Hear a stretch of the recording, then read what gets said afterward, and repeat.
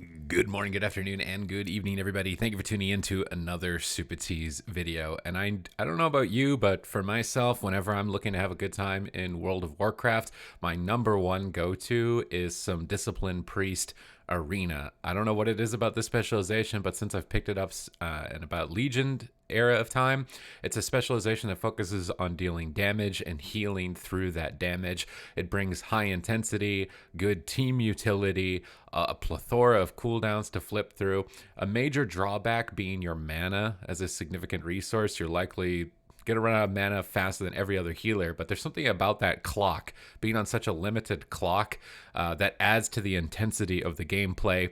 Or for some, might be the frustration as you're tilted because the rest of Druid or Shaman is still at 100% mana. But for me, I like the intensity of that short leash of you got to make something happen. You got to make something happen. And I always have a good time on it. So in this specific video, I'm going to be talking about Discipline Priest against Beast Mastery Hunter. Now, Beast Mastery Hunter, it's really popular right now. I'm seeing it more and more and more and more and more. It does so much damage. It's an overwhelming amount of damage. On the scoreboard, it's doing comparable damage to Affliction Warlocks, which I thought was going to be uncontested in terms of overall scoreboard damage, and that's damage all into a single target, bringing in burst as well. So when you're fighting this specialization, you need to be aware of their main crowd control, the freezing trap. They can shoot this from a distance, and they're going to shoot it at you usually when you're in a stun, or they're going to have to be really close by to you. So you want to pay attention to you being stunned, you want to pay attention to the positioning of the hunter, and you want your teammates to assist you with that freezing trap. If they are unable to assist you with that freezing trap, you will need to use defensive cooldowns for pretty much every single one, and that's going to be where your game pivots. So right at the start of the fight, as a Discipline Priest, you want to cast Power Word Shield on all of your teammates to get Atonement on them so that your damage will heal them. After this, you want to get Purge the Wicked up on as many targets as possible, using Penance to cleave Purge the Wicked for free onto a secondary target, and then I like to use Power Word Solace to get a little bit of mana back from that initial position. But here you can see I'm stunned. You can see the Hunter pretty close by on the upper part of the ramp here. So this is likely going to be a freezing trap. So I'm going to use a pain suppression, but my teammate also uses an intervene Overwatch reflect. So we're paying attention to the hunter's positioning, and we're paying attention to me being stunned, and we were able to reflect the trap back at the hunter, trade a defensive cooldown for their Avenging Wrath, and then when I'm not crowd controlled, use Rapture to heal through their Bestial Wrath and Avenging Wrath. Those two cooldowns combined from a hunter and a Ret Paladin in this case is going to be the most amount of damage in the game. You don't want to disrespect it. I played against this team earlier, and we disrespected it by not using a cooldown and died instantly. So having learned that, you want to just immediately trade cooldowns. After you've stabilized, it's then your turn to turn the tables. I really like using Power Infusion on an ally, so I will ask them to say, hey, when are you popping your damage? So in this case, my Shaman's going to use Ascendance. I want to Power Infuse that so they get more auto attacks. They're going to be attacking faster, getting their global cooldowns faster. It's going to be a lot more powerful for their Ascendance. So it's always a good combo. But here we're waiting for the positioning. We're looking at the hunter. We're trying to follow the hunter. They're in the middle of the map at the moment. And my Shaman uses a grounding totem here and hits it onto the Hammer of Justice. I then fear the Ret Paladin away, and I fear all of the pets to try and reduce damage. Using Psychic Scream onto the hunter pets is actually a really good idea when you're struggling to deal with the damage overall. However, if they are running an Honor talent while Beast of Wrath is active, they'll be immune to fear. In this case, this hunter is not running it. Beast of Wrath feared pet by my warrior. We use a fear onto the shaman, a stun onto the ret. This prevents healing and prevents the ret from running away or trading cooldowns. So good usage of crowd control. I'm still watching the hunter. They're to the left of me right now. They're getting really close to me, so I use a Shadow Word Death. This is anticipating a freezing trap incoming on me. I'm telling my teammates, hey, the hunter's nearby. My warrior comes over to me. We switch to the hunter, and we want to just either push the hunter away from me so it's harder to land the freezing trap without a stun, or my teammates will be nearby to soak the freezing trap for me. Now, as a result, we've forced the hunter to run away.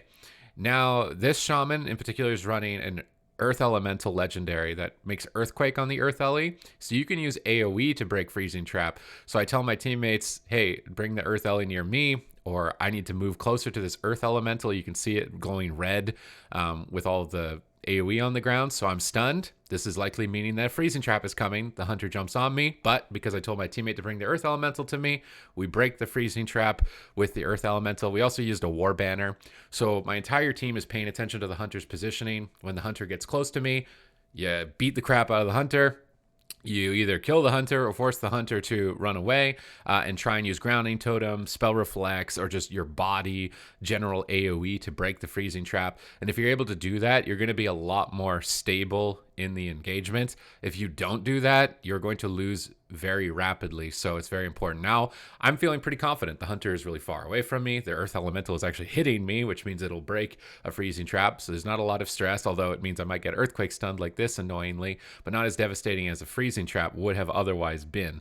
So my team is getting aggressive. I'm just attacking whatever's in my line of sight, be it the Ret Paladin or the Hunter, although I think the Hunter at this point is the main kill target. Utilizing Penance, trying to get that on cooldown as much as possible, but now my Shaman is very low health, so I'm going to pop a Rapture, get some big powered shields, keep my team aggressive here, because look at how much damage we're doing right across the board. We forced them all back. They're all stacked up. This is the perfect positioning for my team with 2 melee DPS, so I want to keep them aggressive with that Rapture. I don't want them to feel like they're going to die. I want them to be healthy and just pushing the enemy really to their limit here to try and close the game out. Now, Bestial Wrath is active from the hunter, so I'm going to use a single target penance, I believe, to heal my shaman rather than a damage penance to really try and bring him back up throughout this Bestial Wrath. But the hunter's coming close to me, the ret's coming close to me. Because they're both near me, I think they're hitting me, so I choose to trinket the Hammer of Justice as I don't have any other cooldown, and I'll use Psychic Scream to fear the damage dealers off of myself. However, you will want to note whether or not the hunter is running immunity to fears, because then the pets wouldn't have got feared in that instance. But as a result of landing a fear on the Ret Paladin, the Ret Paladin wasn't able to heal the hunter anymore. The pets were crowd controlled as well to remove the Roar of Sacrifice, allowed us to isolate the hunter and just kind of blast the hunter and be able to win the game. Otherwise, if I pulled up a clip of this game here, if I could find it really quick, you'll see how quickly you can die to this composition or die to this class if you disrespect the cooldown. So I think it could be kind of funny to bring that up.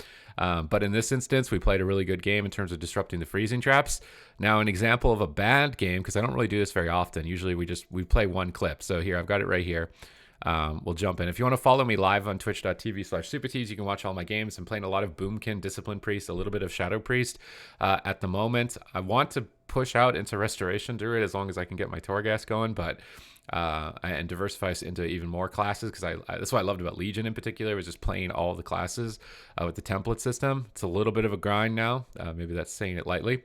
But here's against the same team, but we aren't going to respect the cooldowns. We aren't going to respect the crowd control. And you're going to see a massive difference in what happens to us. And this might be what's happening to you on the ladder too. You might be thinking, hey, the game's just started. Things are going to go slow. We're going to be all right. There's not really a lot to worry about. But against a Beast Mastery Hunter or a Ret Paladin as well, I can't have to take that into account here. A lot of damage is going to happen. So because this team targeted me earlier and because I can be a target, I don't really want to use Pain Suppression as the first cooldown, having thought it through. It makes more sense for one of your teammates to use a personal defensive cooldown, right? Because they can only use that on themselves. Then if I need to, I can use Pain Suppression on them moving forward, or I can save it for myself. So a good rule of thumb for defensive cooldowns in my mind is personal cooldowns first and then team cooldowns second. So something like Intervene, Die by the Sword from your warrior should be used after Astral Shift from your shaman, because Astral Shift can only be used for the shaman, whereas Die by the Sword can be used for the warrior and the shaman, or Pain Suppression can be used for anyone. So using that afterwards is a good idea. Or using cooldowns that are very short, like the Dome. With the Dome of Light talent, your barrier is a 1.5 minute cooldown. That's a reasonably short one. So getting that out there early means it'll come off cooldown. But watch how quickly this can go badly. So I'm getting my powered shields up. We're playing the same game. And get Purge the Wicked up as often as possible in between the freezing traps. We're watching the Hunter's positioning. We're watching the Paladin's positioning. We're getting ready for those stuns, right? The incoming stun into freezing trap is what we're anticipating. Because the Earth Elemental's down and I say bring it to me, I'm not really worried about the freezing trap. So here's the stun. And we aren't going to trade any cooldowns. And watch how quickly we die. Here we needed to use Trinket Astral Shift immediately on the Hammer of Justice. There was no ifs, ands, or buts about it, really. And then if that hadn't been enough, they would have likely swapped to me. I would have had to Pain Suppression myself. But if you don't react, you die. So the big tell there, if we want to just go back quickly and watch this, I won't make you watch the whole thing. The big, well, maybe we'll have to if I can't get it going here. The big tell is to look at the party frames. If my shaman can't heal, which is going to be something here, it's going to be Hammer of Justice. I can't heal anymore. I'm in a stun. They're in a stun. They can't heal anymore. If we don't trade a defensive cooldown here, there ain't no healing going out. If there's no damage reduction, you're going to die really fast. So this is a very important thing to learn and to note, is to pay attention to when your healer is stunned and when the target that's being attacked is stunned. Good just rule of thumb, common practice that you can play in LFG is whoever is being attacked uses their cooldowns first.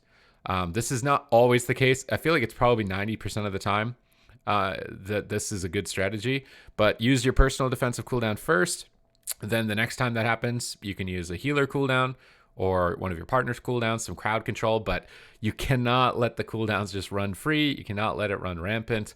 That is 100% going to be the reason why you're losing majority of your games. If not almost all of your losses are going to be from this type of mistake. So I thought it was important to add this into the video, a little bit impromptu at the last second there, but other than that, this video was helpful to you. Please leave it with a like, subscribe to the channel. It's absolutely free. It just lets you know when my videos go live. Leave a comment down below with videos that you would like to see moving forward into the future, as it helps me sort of disseminate between what information to really talk about, so it's as useful as possible to everybody out there. And other than that, thank you very much for watching the video. I will see you in the next one.